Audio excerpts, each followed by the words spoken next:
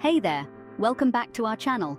Today, we're diving into the world of cucumber gardening and sharing with you the top 3 easiest cucumber varieties for beginners to grow.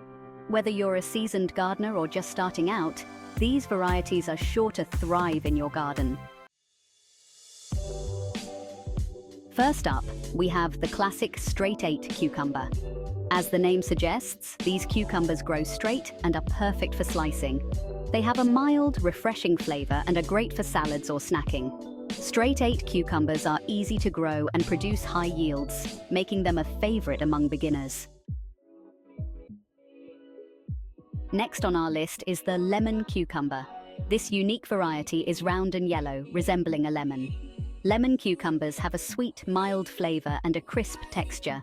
They are perfect for pickling or adding a pop of color to your salads. Plus, they are low maintenance and ideal for beginner gardeners. Last but not least, we have the Bush Champion cucumber.